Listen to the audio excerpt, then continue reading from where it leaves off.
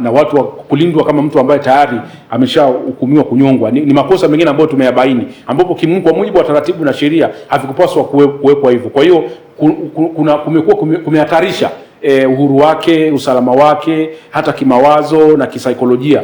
Imagine mtu umetuhumiwa alafu unakwenda kukaa na watu ambao tayari wanajua kwamba kesho au kesho kutwa ninakwenda kunyongwa. Katika mazingira kama hayo, ndio maana taratibu za kisheria zimetenganisha kati ya watuhumiwa na watu ambao tayari wameshahukumiwa. Wanakaa katika mazingira kidogo tofauti. Kwa hiyo pamoja na mambo mengine, changamoto zingine zilihusu vikwazo vya kutembelewa na familia, ndugu, mawakili, pamoja na mambo mengine yote ambayo ya kimsingi. Hilo tuliliona na taarifa yetu, na watu wetu wakili Kisabo ambaye alikuwa anaongoza jopo hili amekuwa akienda mara kwa mara kuzungumza na Mheshimiwa Tundu Lissu kwa ajili ya kubaini changamoto nyingi ambazo amekuwa akikumbana nazo. Kwa hiyo ni vitu ambavyo pengine kwenye uendeshaji wa mashauri kama haya, hili au lingine ambalo litakuja na au mengine yanayoendelea, ni muhimu sana kuzingatia haki za watuhumiwa wanapokuwa vizuizini. Changamoto nyingine ilikuwa ni upatikanaji wa uwakilishi wa kisheria na maandalizi ya utetezi. Tutambue kabisa kwamba kesi hii ni kubwa na inahitaji maandalizi mazuri, na taarifa tulizofuatilia na ufuatiliaji unaonyesha kabisa kwamba zinaonyesha kuwa katika baadhi ya matukio mashauriano yaliwekewa muda mfupi. Watu wanapokwenda kuongea naye wanapewa muda mfupi, mawakili wa kupata nafasi ya kwenda kuzungumza naye, kupeleka taarifa na nyaraka mbalimbali za maandalizi. Wakati mwingine watu walikuwa wanapekua zile nyaraka za vitabu vya sheria alipokuwa anapelekewa. Kumbuka Mheshimiwa Tundu Lissu alikuwa anajitetea mwenyewe, kwa hiyo wakati mwingine ilibidi apelekewe sheria mbalimbali, nyaraka mbalimbali zitakazomsaidia kuendesha shauri lake pamoja na mawakili wenzake. Kwa hiyo hili ni changamoto ambalo lilionekana, ule kutokutoa uhuru wa ndugu na familia kukutana na kuweza kufanya faraka kuhusiana na maandalizi ya kesi. Hiyo ni changamoto pia ambayo ni kubwa. Mawakili lazima wapewe nafasi ya kuzungumza na mteja wao wanapokuwa kule magereza kwa ajili ya kujiandaa na kesi kwa uhuru kabisa bila kuingiliwa. Wakati mwingine wamekuwa wakisikilizwa, watu wanasikiliza namna wanavyojiandaa, watu wanavyozungumza na mawakili na ndugu, kitu ambacho kimsingi kinakiuka misingi ya usimamizi wa watu wanapokuwa au treatment of inmates au watuhumiwa, watu ambao bado hawajahukumiwa au hawajapatwa na hatia.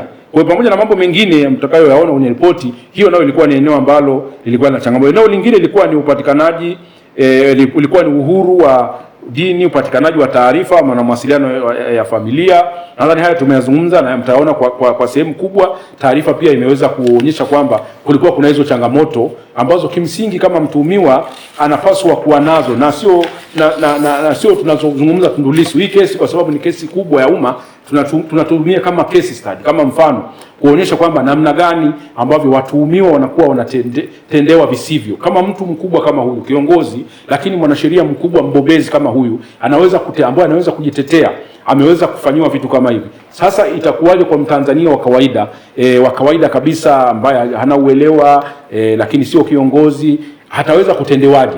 Kwa lazima tutumie mashauri kama haya makubwa kuonyesha namna gani ambavyo vyombo vyetu vya haki vinapaswa kutenda haki, kuanzia mtu anapokamatwa, anapopelekwa polisi, anapopelekwa mahakamani na anapopelekwa kule ambapo ndio makazi yao ya muda wanapokuwa wana mashtaka yanaendelea na mambo kama hayo. Jambo lingine ni ushiriki wa umma na uwazi katika utoaji haki. Tunapoona na kwamba mahakama ilikuwa inaonyesha live wakati mwingine, hayo ni progress, kwa sababu ndio kesi nadhani iliyokuja kuonyeshwa wakati mwingine moja kwa moja live pamoja na vitu kama hivyo. Tunakubali kwamba ni progress namna moja au nyingine, lakini ufikiwaji wa watu wa Tanzania, kwa sasa viongozi wenzake, wanachama wa chama chake, wa Tanzania, waandishi wa habari, mawakili, wadau wengine, watetezi wa haki za binadamu waliotaka kwenda kufuatilia mwenendo wa shauri hili, wengi walikumbana na vizuizi.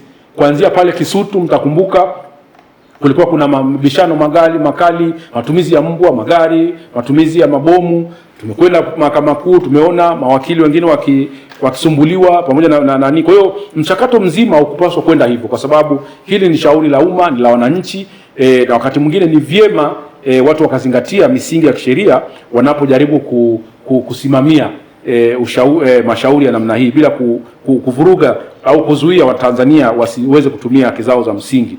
Tunatambua kabisa kwamba uwazi wa mashauri ya mahakama ni kinga ya msingi katika kudumisha imani ya umma kwa taasisi hizi, lakini kwa mfumo wa utoaji haki, na tunasisitiza kuwa vikwazo vya kuhudhuria vinapaswa kuwa kwa mujibu wa sheria na visiwe vya lazima, vilingane na mahitaji halisi na vitolewe kwa sababu zilizo wazi.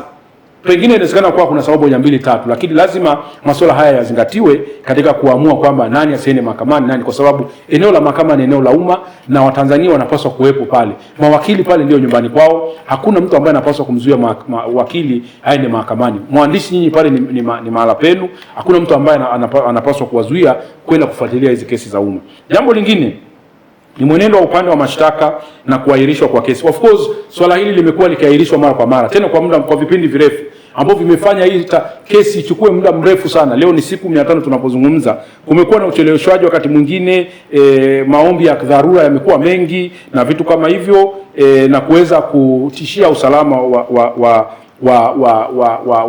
wa mwenyewe mtuhumiwa, kwa sababu anapozidi kuwa kule ndani changamoto zimejitokeza wakati mwingine za kiafya kutokana na afya yake. Kwa hiyo wakati mwingine ni vyema, na ndio maana maboresho haya ya mfumo wake ya jinai yalipofanyika yalisisitiza kwamba mashauri haya yaende kwa wakati, yaende kwa wakati, ili kama mtu atapatikana baadaye kwamba hana hatia, tusiwe tumemweka mtu muda mrefu sana kizuizini. Imagine huko nyuma tulikuwa tuna kesi watu wanakaa karibu miaka 10, bado ni mtuhumiwa tu. Sasa uje umkute baadaye hana hatia, lakini umekaa naye ndani miaka 10. Yaani umekaa na mtu miaka 10 kama maabusu, alafu unaendesha mashauri kwa kujivutavuta, baadaye unakuja unatangaza kwamba hana hatia.